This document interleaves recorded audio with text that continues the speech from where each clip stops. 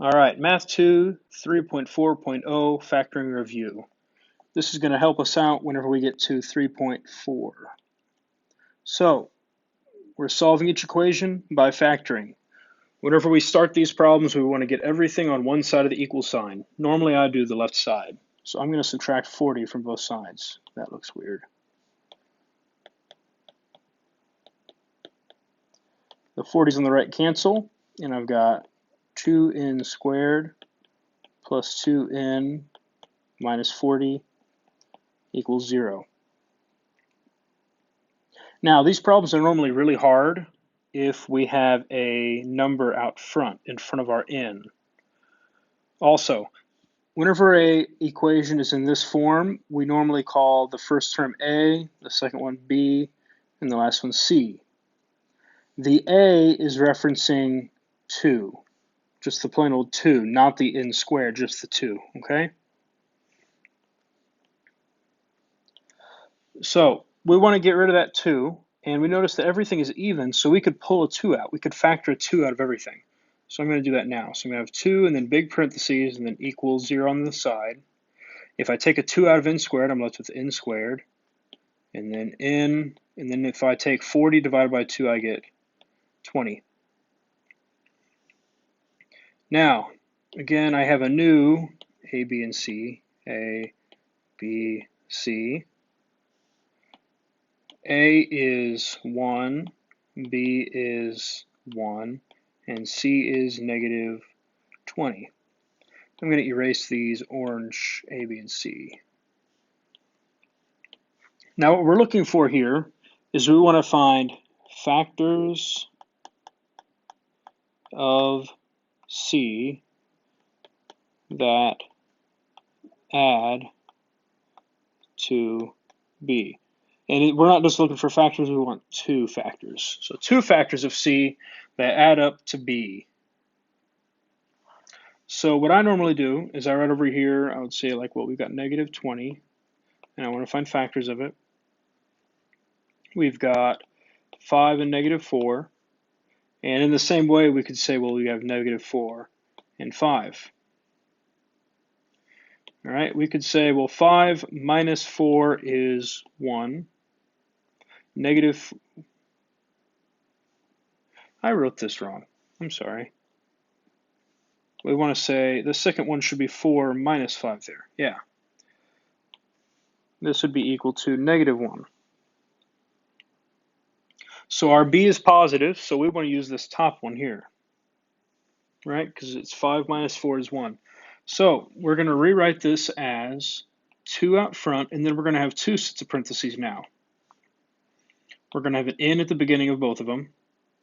And then we're going to write in our 2 factors. Our factors are 5 and negative 4. So the first one we're going to say, well, plus 5 and minus 4. And we still have an equal 0 at the end. All right, now we are going to try to solve this still. So if you have 2, here's just a side note here. If you have 2 statements or 2 variables, let's say x times y, and that equals 0.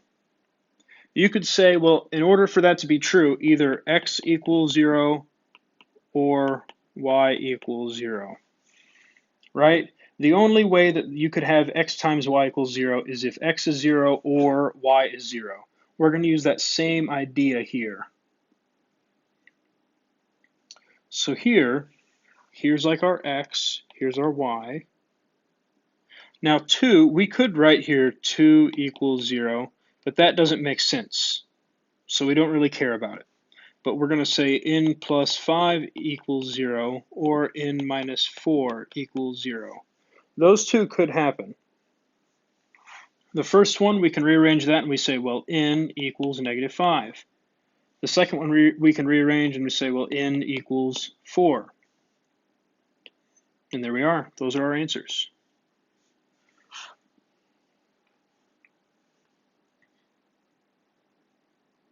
All right, number 2.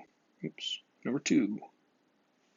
Again, I'm going to start off by getting everything on the left side. So I'm going to have 5r squared plus 45r plus 100 equals 0. I'm going to take a 5 out of everything. So I'm going to have 5 and then big parentheses. We've got r squared plus 9r plus 20. It is, yeah, 20. Now I want to find factors of 20 that add up to 9. Well, 1 times 20 is 20. 5 times 4 is 20. If we say 5 plus 4, that's 9. So here's what we're going to have to use. All right, because we are trying to add up to 9 and multiply to 20. So there's where our 20 is. Here's where our 9 is. So we're going to say 5, and then now we're going to have 2 sets of parentheses, just like last time.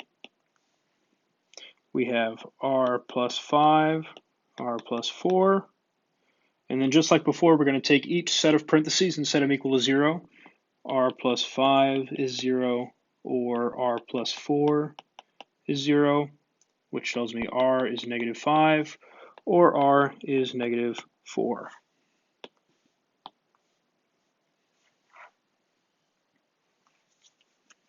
Okay, on to number 3. All right, this one's a little bit different. It only has 2 terms. So let's start off by putting everything to the left, just like normal. So I'm going to subtract 2k from both sides. So I'm going to have k squared minus 2k equals 0, right? Because this right side cancels. Now, I'm not going to do the whole A, B, and C thing because I don't have three numbers here. But I do have a k in everything. I'm going to try to grab a k and pull it out. So I'm going to have k and then parentheses. If I remove a k from k squared, I'm left with just a plain old k. And if I remove a k from negative 2k, I got negative 2. And I have an equals 0. Now here, just like how earlier I said x times y equals 0 means that x is 0 or y is 0, here is my x, and then here is my y. So we can say that either k equals 0 or k minus 2 equals 0. So k equals 0, that one's done. I don't have to do anything. K minus 2 turns into k equals 2. There we are. Number 4. Let's get everything to the left side. X squared plus, it's going to be minus because I want to put the x next. Minus 8x plus 15 equals 0. Factors of 15 are 1 and 15, or 3 and 5. 3 plus 5 is 8. But hold on, we need a negative 8. Well, we could say in this same idea, negative 3 minus 5, well, that's negative 8. And negative 3 times negative 5, well, that's positive 15. So that'll work. We're going to have to use negative 3 and negative 5. So we're going to have x minus 3, x minus 5. So x minus 3 is 0, x minus 5 is 0, so x is 3, or x is 5.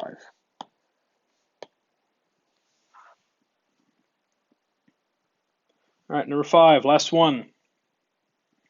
All right, this one's a little bit different. How do I want to do this problem? And let's just do this problem using a square root. There's a way to factor it, but that doesn't really make sense to do it here. I'm going to start off by dividing everything by 2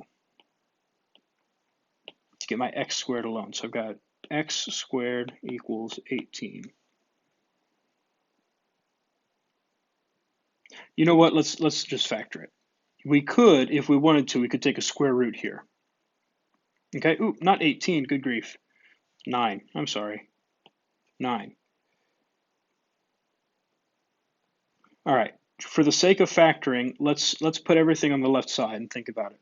We would have x squared minus 9 equals 0. Well, if we want to use the same rules like what we've been using, we could say, well, we've got x squared plus 0x minus 9, and that's 0. Right, that 0x is kind of just a placeholder.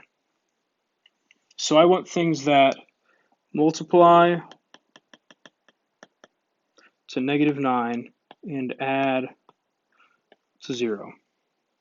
Well, -9 multiple, what is that? Factors of a -9 could be 3 and -3. And whenever you add those up, you do get 0. So we could say, well, this is the same thing as x plus 3, x minus 3, and that's equal to 0. Some people just kind of memorize this is called a difference of two squares, and you're able to jump straight to this. I think that's a good thing to memorize. If you can ever rewrite something as x squared minus 3 squared, something like that, you could jump down to this bottom step. So then we have x plus 3 is 0, x minus 3 is 0, so x is -3, and then x is 3. There's our answer.